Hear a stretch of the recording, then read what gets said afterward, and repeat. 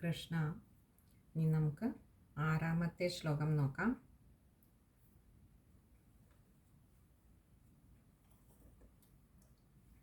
അധീതേഷു ശ്രേഷ്ഠം കിമിതി പരിപൃഷ്ടേഥ തനയേ ഭവദ്ഭക്തിം വര്യാമഭിഗദതി പര്യാകുലധൃതിഃ ഗുരുഭ്യോ രോഷിത്വാ സഹജമതിരസ്യേത്യഭിവിദൻ വധോപായാനസ്മിൻ വ്യതനുത ഭവത്പാദശരണേ. ഈ ഒരു ശ്ലോകത്തിൽ തൻ്റെ പുത്രനെ തനിക്ക് മികച്ചത്, ഏറ്റവും ഉത്തമമെന്ന് തോന്നുന്ന അറിവുകളൊക്കെ പകർന്നു കൊടുക്കുവാനായിട്ട് ഹിരണ്യകശിപു തൻ്റെ കൊട്ടാരത്തിലെ ഏറ്റവും ഉത്തമരായിട്ടുള്ള ഗുരുക്കന്മാരെ തന്നെ ഇടപാടൊക്കെ ചെയ്തു. ഇനിയും എന്താണ് തൻ്റെ പുത്രൻ പഠിച്ചതെന്ന് അറിയണമല്ലോ എന്ന് കരുതിയും തൻ്റെ പുത്രനെ അങ്ങോട്ട് മടിയിലേക്ക് ഇരുത്തിയിട്ട് ഹിരണ്യകശിപു ചോദിക്കുകയാണ്, അധീതേഷു ശ്രേഷ്ഠം കിമിതി. അധീതേഷു ശ്രേഷ്ഠം കിം ഇതി. കിം ഇതി രണ്ട് വാക്കുകൾ അവിടെ വരുന്നുണ്ട്. അധീതേഷു എന്ന് പറഞ്ഞാൽ താൻ മകനോട് ചോദിക്കുകയാണ്, ഇത്രയും നാൾ നിന്നെ ഗുരുക്കന്മാരൊക്കെ ഒരുപാട് കാര്യങ്ങളൊക്കെ പഠിപ്പിച്ചു തന്നുല്ലോ. ആ പഠിച്ചതിൽ വെച്ച് ശ്രേഷ്ഠം, ഏറ്റവും ഉത്തമമായിട്ടുള്ളത് കിം ഇതി. കിം ഇതി, കിം എന്താണ്?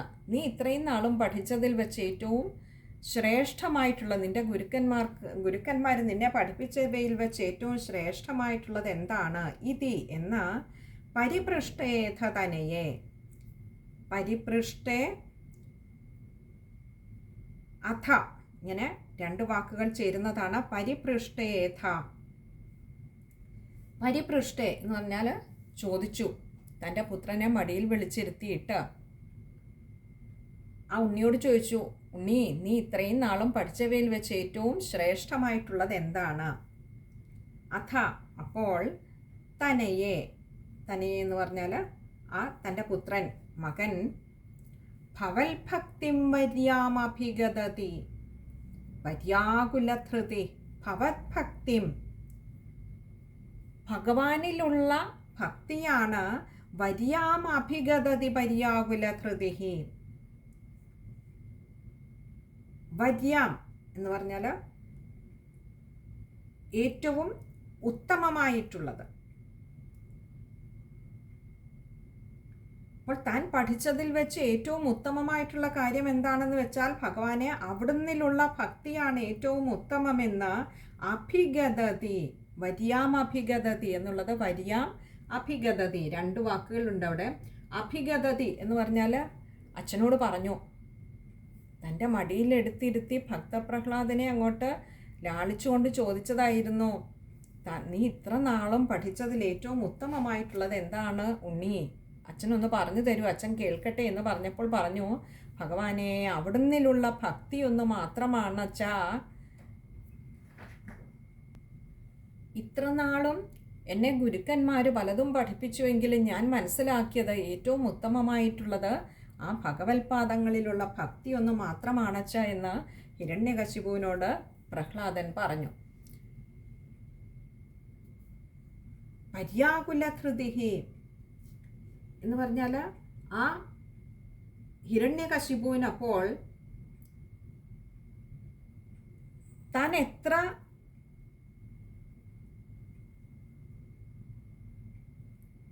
സന്തോഷത്തോടു കൂടി ആണ് തൻ്റെ ഉണ്ണിയെ മടിയിലെടുത്തിരുത്തിയിട്ട് അവൻ പഠിച്ച പാഠങ്ങൾ കേൾക്കുവാൻ കാതോർത്തിരുന്നത്. ആ ഉണ്ണിയിൽ നിന്ന് തനിക്ക് ഒരിക്കലും കേൾക്കുവാൻ താൻ ആഗ്രഹിക്കാത്ത ഒന്ന് കേട്ടപ്പോൾ ആ പിതാവിൻ്റെ ഉള്ളിലുണ്ടായിരുന്ന എല്ലാ സന്തോഷവും പോയി മറഞ്ഞു. എന്നിട്ട് ഗുരുഭ്യോ രോഷിത്വ, ഗുരുഭ്യോ ആ ഗുരുക്കന്മാരെ തൻ്റെ ഉണ്ണിക്ക് ഗുരുക്കന്മാരായി പറഞ്ഞിരുന്ന ആ ചണ്ടാമർക്കന്മാരെ ഇങ്ങോട്ട് വിളിച്ചിട്ട് രോഷിത്വ അവരുടെ നേരെ അങ്ങോട്ട് കോപിച്ചു. എന്തിന്? സഹജമതിരസ്യേത്യഭിവിദൻ, സഹജമതിഹി. അപ്പോൾ അവരെ വിളിച്ച് കോപിച്ചപ്പോൾ അവർ പറഞ്ഞത് എന്താ? തിരിച്ചു ഹിരണ്യകശിപുവിനോട് സഹജമതിരസ്യേത്യഭിവിദൻ, സഹജമതിഹി അസ്യ ഇതി അഭിവിദൻ. ഇങ്ങനെ 4 വാക്കുകൾ അവിടെ വരുന്നുണ്ട്. സഹജമതിഹി, മതി എന്നാൽ ബുദ്ധി. സഹജം, അവന് ജന്മനാ ഉള്ളതാണ് ഇങ്ങനെ ഒരു ബുദ്ധി. അത് ഞങ്ങളാരും പറഞ്ഞു കൊടുത്തതല്ല. അസ്യ എന്ന് പറഞ്ഞാൽ ഇവൻ്റെ ജന്മനാ ഉള്ള ഒരു, നമ്മൾ ബുദ്ധി വൈകല്യം എന്നൊക്കെ പറയുന്നത് പോലെ ഇവന് ജന്മനാ ഉള്ള ഒരു ദുർബുദ്ധിയാണ് എന്ന് ഗുരുക്കന്മാരെ തിരിച്ചു പറയുകയാണ്. ഇതി അഭിവിദൻ, ഇതി എന്ന് പറഞ്ഞാൽ എന്നാ, അഭിവിദൻ നന്നായിട്ടങ്ങോട്ട് ആ ഹിരണ്യകശിപുവിനെ പറഞ്ഞങ്ങോട്ട് മനസ്സിലാക്കി കൊടുക്കുവാൻ ശ്രമിച്ചു ഈ ഗുരുക്കന്മാര്. അപ്പോൾ വധോപായാനസ്മിൻ വ്യതനുത ഭവത്പാദശരണേ. വധോപായാൻ അസ്മിൻ, ഇങ്ങനെ 2 വാക്കുകൾ ചേരുന്നതാണ് വധോപായാൻ അസ്മിൻ. വധോപായാൻ, വധ ഉപായാൻ, കൊല്ലുവാനുള്ള, വധിക്കുവാനുള്ള ഉപായങ്ങളൊക്കെ, മാർഗങ്ങളൊക്കെ അസ്മിൻ, അസ്മിൻ എന്ന് പറഞ്ഞാൽ ആ ഉണ്ണിയുടെ നേരെ, ആ തൻ്റെ മടിയിലിരുന്ന പ്രഹ്ലാദനെ എടുത്ത് താഴേക്കെറിഞ്ഞിട്ട് അവനെ കൊല്ലുവാൻ വേണ്ട ഉപായങ്ങളൊക്കെയും വ്യതനുത, വ്യതനുത എന്ന് പറഞ്ഞാൽ പ്രയോഗിച്ചു. ഏതൊക്കെ വിധത്തിൽ ആ ഉണ്ണിയെ ദ്രോഹിക്കുവാൻ കഴിയുമോ, ഉണ്ണിയെ കൊല്ലുവാൻ കഴിയുമോ, ആ വിധത്തിലെല്ലാം ഉണ്ണിയെ കൊല്ലുവാനായിട്ടിങ്ങനെ ശ്രമിച്ചു. പക്ഷേ ആ ഉണ്ണിക്കാകട്ടെ ഭവത്പാദശരണേ, അപ്പോഴും ഉണ്ണി അവിടുത്തെ ഭഗവാനെ, അവിടുത്തെ ആ പാതാരവിന്ദങ്ങളെ തന്നെ ആശ്രയിച്ചുകൊണ്ട് ഒട്ടും ഭയമില്ലാതെ ഭഗവാനെ ആ ഉണ്ണി കഴിഞ്ഞു. കാരണം ആശ്രയിച്ചിരിക്കുന്നത് ഉറപ്പുള്ള ഒന്നിനെ ആയതുകൊണ്ട് തന്നെ, ചാഞ്ചല്യമില്ലാത്ത ഒന്നിനെ ആയതുകൊണ്ട് തന്നെ അത് തന്നെയും അപകടപ്പെടുത്തില്ല എന്ന് ആ ഉണ്ണിക്ക് നല്ല ബോധ്യമുണ്ടായിരുന്നു. അതുകൊണ്ട് ആ പ്രഹ്ലാദനെ ഏതൊക്കെ വിധത്തിൽ കൊല്ലുവാൻ ശ്രമിച്ചുവോ, അതൊക്കെ ഇനി ഏതൊക്കെ വിധത്തിലാണെന്നുള്ള അടുത്ത ശ്ലോകത്തിൽ നമുക്ക് കാണാം. എത്രമാത്രം ഉള്ളിലെ അഹങ്കാരം, ധാർഷ്ട്യം, ദുർബുദ്ധി ആ ഹിരണ്യകശിപുവിൻ്റെ ഉള്ളിലുണ്ടെന്നുള്ളത് അടുത്ത ശ്ലോകത്തിൽ നമുക്ക് കാണാം. അതിന് മുൻകൂട്ടിയാണ് ശ്രീ മേൽപ്പത്തൂർ നാരായണ ഭട്ടതിരിപ്പാട് ആദ്യമേ ഹിരണ്യകശിപുവിനെ വർണ്ണിച്ചപ്പോൾ പറഞ്ഞു വെച്ചു, ദുഷ്ടാത്മാ, ഉള്ളു നിറയെ ദുഷ്ടചിന്തകളാണ്. താനെന്നുള്ള ഒരു അഹങ്കാര ബുദ്ധി, മറ്റുള്ളവരൊക്കെയും തൻ്റെ കാൽ കീഴിൽ താൻ പറയുന്നത് കേട്ട് കഴിയുന്ന അടിമകളായിരിക്കണം, താൻ ഇവിടെ മുടിചൂടാ മന്നനായി വാഴുകയാണ് എന്നുള്ള ഭാവം, ഈ 3 ലോകങ്ങളും തൻ്റെ കാൽച്ചുവട്ടിലാണെന്നുള്ള വിചാരം, തൻ്റെ നിയന്ത്രണത്തിലാണ് ഈ ലോകം മുഴുവൻ എന്നുള്ള ഒരു അഹങ്കാര മനോഭാവം ആ ദുഷ്ടനെ കൊണ്ട് എന്തും ചെയ്യിപ്പിക്കും. തൻ്റെ ഗൃഹത്തിലുള്ളവരാണെങ്കിൽ പോലും എങ്ങനെയും ദ്രോഹിക്കുവാൻ നോക്കും. കാരണം തൻ്റെ ആ ഒരു ധാർഷ്ട്യം, ആ ഒരു പ്രൗഢിത്വം എന്ന ഒരു ദുർബുദ്ധി, അതിനെ അംഗീകരിക്കാത്തത് കൊണ്ട് തന്നെ അങ്ങനെയുള്ളവരെയൊക്കെയും തനിക്ക് കൊല്ലാക്കൊല ചെയ്യുവാനുള്ള ഒരു ഉപകരണങ്ങളാക്കി മാറ്റും. ഇത് ഇന്നും നമുക്ക് കാണാം. ലോകത്തിൽ ഇന്നും ഹിരണ്യകശിപുവിനെ പോലെയുള്ള ആളുകളൊക്കെ ധാരാളമുണ്ട്, ഭരണാധികാരികളുമുണ്ട്. തനിക്കെതിരെ താൻ വിചാരിക്കുന്നതല്ലാതെ പറയുന്നവരെയൊക്കെ ദ്രോഹിക്കുന്ന ഭരണാധികാരികൾ, അല്ലേ? അന്നും ഉണ്ടായിരുന്നു. അപ്പോൾ ഇവിടെ തൻ്റെ ഉണ്ണിയുടെ വായിൽ നിന്നും കേൾക്കരുതാത്ത കാര്യങ്ങൾ കേട്ടപ്പോൾ ഭഗവാനെ, അതും നോക്കൂ, ആ ഹിരണ്യകശിപുവിന് ഒരൊറ്റ ശത്രുവേ ഉള്ളൂ, ഭഗവാൻ ഒന്ന് മാത്രം. ആ ശ്രീഹരി ഭഗവാൻ ഒന്ന് മാത്രമേ ഉള്ളൂ. ആ ശ്രീഹരി ഭഗവാനെ കുറിച്ചിട്ട് തൻ്റെ മടിയിലിരുന്നുകൊണ്ട് ഈ ഉണ്ണി പറയുകയാണ്, ആ ശ്രീഹരി ഭഗവാന്റെ പാദങ്ങൾ മാത്രമാണ് ഏറ്റവും, ആ പാദങ്ങളിലുള്ള ഭക്തി ഒന്ന് മാത്രമാണ് ഏറ്റവും ശ്രേഷ്ഠമായിട്ടുള്ളതെന്ന്. അവിടെ ഹിരണ്യകശിപുവിന് തൻ്റെ എല്ലാ നിയന്ത്രണവും വിട്ടുപോയി. ഉണ്ണിയെ മടിയിൽ നിന്നും വാരിയെടുത്ത് താഴെ ഇട്ടിട്ട് ആദ്യം ഗുരുക്കന്മാരോട് കോപിച്ച്, എന്താണ് നിങ്ങൾ ഈ പഠിപ്പിച്ചു കൊടുത്തതെന്ന്. അവിടെ ഗുരുക്കന്മാർ പറഞ്ഞു കൊടുത്തു, ഞങ്ങളാരും പഠിപ്പിച്ചതല്ല, അവന് സ്വയമേവയോ, അവനോടൊപ്പം തന്നെ ജനിച്ചപ്പോഴേ അവനുള്ളതാണ്, സഹജം എന്നാ പറഞ്ഞത്. അവനോടൊപ്പം ജനിച്ച എന്നാൽ അവൻ ജനിച്ചപ്പോഴേ അവൻ്റെ കൂടെയുള്ളതാണ് ഇങ്ങനെയുള്ള ഒരു ബുദ്ധി. അത് ഞങ്ങളാരും പഠിപ്പിച്ചു കൊടുത്തതല്ല. ഇനിയിപ്പോൾ ഈ ഉണ്ണിയെ തന്നെ അങ്ങോട്ട് കളയുക. കാരണം ജനിച്ചപ്പോഴേ കൂടെ ഉള്ളതായതുകൊണ്ട് ഇനിയിപ്പോൾ അതിനെ മാറ്റാൻ പറ്റില്ല ഗുരുക്കന്മാർ വിചാരിച്ചാലെങ്കിൽ ആ ഉണ്ണിയെ തന്നെ അങ്ങോട്ട് ഇല്ലാതെയാക്കുക. അല്ലെങ്കിൽ ഈ ഉണ്ണി മാത്രമല്ല, ഉണ്ണിയിലൂടെ താനും ഇപ്പോൾ ഈ അസുര സദസ്സിൽ പരിഹാസ്യ കഥാപാത്രമായി തീർന്നിരിക്കുകയാണ്. അത് മാറ്റിയേ മതിയാവൂ. അല്ലെങ്കിൽ ഈ ബാക്കിയുള്ള അസുരന്മാർ ഈ ലോകത്തിൽ തൻ്റെ രാജ്യത്തിൽ ബാക്കിയുള്ളവരൊന്നും തന്നെയും കൂടി അനുസരിക്കാതെയാവും. അതുകൊണ്ട് അവരെയും കൂടി ഈ ഉണ്ണിയെ തന്നെ അങ്ങോട്ട് ഇല്ലാതെയാക്കിയാൽ പിന്നെ ബാക്കിയൊക്കെ തൻ്റെ ഇംഗിതത്തിനനുസരിച്ച് നടക്കുമെന്ന് ഹിരണ്യകശിപു നിശ്ചയിച്ചു. അതുകൊണ്ട് ഉണ്ണിയെ വധിക്കുവാൻ പലതരത്തിലുള്ള ഉപായങ്ങൾ പ്രയോഗിക്കുവാൻ തുടങ്ങി.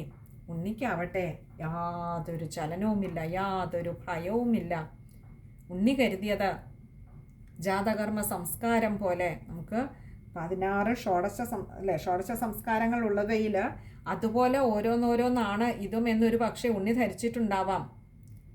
എന്തു വേണേ നടന്നോട്ടെ, തന്നെ കൊണ്ട് എന്തു വേണേ ചെയ്തോട്ടെ, എല്ലാം എൻ്റെ ഭഗവാനാണ്, എല്ലാം എൻ്റെ ഭഗവാന്റെ നിശ്ചയമാണെന്നുള്ള ഒരു വിവേകം ആ ഉണ്ണിയിലുണ്ടായിരുന്നത് കൊണ്ട് തന്നെ ആ പ്രഹ്ലാദൻ ഒട്ടും ശങ്കിക്കാതെ ഭയപ്പെടാതെ തൻ്റെ അച്ഛൻ്റെ തന്നെ വധിക്കുവാനുള്ള ഉപായങ്ങളായിരുന്നിട്ട് പോലും അച്ഛനോടൊപ്പം സന്തോഷത്തോടുകൂടി ആ ഉണ്ണി അപ്പോഴും ഭഗവത് നാമം ഉരുവിട്ടുകൊണ്ട് അതിനെയൊക്കെ നേരിട്ടു. നമുക്ക് ആ ശ്ലോകം ഒന്നുകൂടി നോക്കാം. അധീതേഷു ശ്രേഷ്ഠം കിമിതി പരിപൃഷ്ടേഥ തനയേ ഭവൽഭക്തിം വര്യാമഭിഗതതി പര്യാകുലധൃതി ഗുരുഭ്യോ രോഷിത്വാ സഹജമതിരസ്യേത്യഭിവിദൻ വധോപായാനസ്മിൻ വ്യതനുത ഭവത്പാദശരണേ. ഇവിടെ വായിക്കുമ്പോൾ ശ്രദ്ധിക്കേണ്ട കാര്യങ്ങൾ കിം ഇതി, അവിടെ കിം ഇതിയാണ്, എന്നിരുന്നാലും പദം പിരിക്കണ്ട. പരിപൃഷ്ടേഥ തനയെ, പരിപൃഷ്ടേ അഥ ഉണ്ട്, അതുകൊണ്ട് എക്കാരം അവിടെ ഒരു വിശ്ലേഷണം വന്നിട്ടുള്ളതുകൊണ്ട് എക്കാരം നീട്ടിയെടുക്കുക. അതേപോലെ വര്യാം അഭിഗതതി, അവിടെ വര്യാം അഭിഗതതിയാണ്, വര്യാം അഭിഗതതി മായ്ക്ക് അകാരം കൊടുത്ത് വായിക്കുക. പര്യാകുലധൃതി അവിടെ വിസർഗമുണ്ട്, അതും പകുതി ഹകാരത്തിൽ വായിക്കുക. പിന്നെ അടുത്ത് സഹജമതിരസ്യേത്യഭിവിദൻ, സഹജമതി അസ്യ ഇതി അഭിവിദനാണ്. അപ്പോൾ സഹജമതിരസ്യേ രായ്ക്കകാരം കൊടുക്കുക. സഹജമതിരസ്യേത്യഭിവിദൻ, അവിടെ ത്യ എന്ന അക്ഷരത്തിനും അഭിവിദൻ അകാരം കൊടുത്ത് വായിക്കുക. പിന്നെ അടുത്തത് വധോപായാൻ അസ്മിൻ, വധ ഉപായാൻ അസ്മിനാണ്, വധോപായാൻ അസ്മിൻ നായിക്കകാരം കൊടുക്കുക. ഇത് ഇത്തരം കാര്യങ്ങളാണ് ആ ഒരു ശ്ലോകം വായിക്കുമ്പോൾ ശ്രദ്ധിക്കുവാനായിട്ടുള്ളത്. ഇനി അടുത്തത് 7ാമത്തെ ശ്ലോകമാണ്. ഈ ഒരു ശ്ലോകത്തിലാണ് പ്രഹ്ലാദൻ്റെ ഭക്തിയുടെ ദൃഢത, ആ ഒരു ഭഗവത് ഭക്തി എത്രമാത്രം ഉറച്ചതായിരുന്നു പ്രഹ്ലാദനിലുള്ളത് എന്ന് നമ്മൾ മനസ്സിലാക്കുന്നത്. ഇവിടെ 7ാമത്തെ ശ്ലോകം നമുക്ക് നോക്കാം. സശൂലൈരാവിദ്ധസ്സു ബഹുമഥിതോ ദിഗ്ഗജഗണൈർമഹാസർപ്പൈർദഷ്ടോപ്യനശനഗരാഹാര വിധുതഃ ഗിരീന്ദ്രാവക്ഷിപ്തോപ്യഹഃ പരമാത്മന്നൈ വിഭോ ത്വയി ന്യസ്താത്മത്വാൽ കിമപി ന പീഡാമഭജത. ഈ ഒരു ശ്ലോകം ആ ഹിരണ്യകശിപു ഏതൊക്കെ വിധത്തിലാണ് പ്രഹ്ലാദനെ വധിക്കുവാൻ ശ്രമിച്ചതെന്നും എന്തായിരുന്നു പ്രഹ്ലാദൻ്റെ ഉള്ളിലെ ആ ഭാവമെന്നുമാണ് കാണിച്ചു തരുന്നത്. സ ശൂലൈരാവിദ്ധ സുബഹോ, സഹ എന്ന് പറഞ്ഞാൽ ആ പ്രഹ്ലാദനെ ശൂലൈരാവിദ്ധ സുബഹോ, ശൂലൈഹി ആവിദ്ധഃ സുബഹു. ഇങ്ങനെ 3 വാക്കുകൾ ചേരുന്നതാണ് ശൂലൈരാവിദ്ധ സുബഹു. അവിടെ ചില ഗ്രന്ഥങ്ങളിൽ അവിടെ ഒരു ഭേദം നമുക്ക് കാണാം. ശൂലൈരാവിദ്ധ വിസർഗം കൊടുത്തിട്ട് സുബഹു എന്ന് വേറെ ആയിരിക്കാം ചിലപ്പോൾ കൊടുത്തിരിക്കുന്നത്. ചേർത്താണെങ്കിൽ അങ്ങനെയും വായിക്കുക. അപ്പോൾ സ കൂട്ടക്ഷരമായിരിക്കും, വിസർഗം ഉണ്ടാവില്ല. ശൂലൈഹി ശൂലത്തിനാൽ, ആവിദ്ധ ആവിദ്ധ എന്ന് പറഞ്ഞാൽ വലിച്ചു കീറുക, ഇങ്ങനെ കുത്തി കീറുക. 4 വശവും തൻ്റെ ദൂതന്മാർ നിന്നിട്ട് ആ ഹിരണ്യകശിപുവിൻ്റെ വലം കൈയായിട്ടുള്ള മറ്റ് അസുരന്മാർ നിന്നിട്ട് ഈ ഉണ്ണിയെ ശൂലം കൊണ്ട് കുത്തുവാൻ തുടങ്ങി. അങ്ങനെ തൻ്റെ ശരീരമാകെ കുത്തി പിളർക്കപ്പെട്ടു. അപ്പോഴും പക്ഷേ ആ ഉണ്ണിക്ക് വലിയ ചലനമൊന്നും ഉണ്ടായില്ല. ഇതും തനിക്ക് ജനിച്ചതിന് ശേഷം ചെയ്യേണ്ട സംസ്കാര കർമ്മങ്ങളിൽ ഒന്നായിട്ട് മാത്രം കരുതി. അപ്പോഴും വിളിച്ചു നാരായണ. എന്നിട്ടോ ദിഗ്ഗജഗണൈർ, അവിടം കൊണ്ടും കഴിഞ്ഞില്ല. ദിഗ്ഗജഗണൈർ മഹാസർപ്പൈർദഷ്ടോപ്യനശനഗരാഹാരവിധുതഃ. ആ ദുഷ്ടാത്മാവായിട്ടുള്ള ഹിരണ്യകശിപു തൻ്റെ പുത്രനെ 4 പാടും നിന്ന് തൻ്റെ കിങ്കരന്മാരെ കൊണ്ട് ശൂലങ്ങളാൽ കുത്തി നോവിപ്പിച്ചു, കുത്തി വലിച്ചു കീറി. എന്നിട്ടും ചലിക്കാതിരുന്ന, എന്നിട്ടും ഭഗവത് നാമം തന്നെ നാവിൽ നിന്നും മുതിർന്നു വീണുകൊണ്ടിരുന്ന ആ പ്രഹ്ലാദനെ വീണ്ടും എന്താ ചെയ്തത്? ദിഗ്ഗജഗണൈർ, ദിഗ്ഗജഗണൈഹി. ഗജം എന്നാൽ ആന. ദിഗ്ഗജഗണൈഹി, ദിഗ്ഗജങ്ങളെ കൊണ്ട്, അതായത് വലിയ മതയാനകളെ കൊണ്ട്,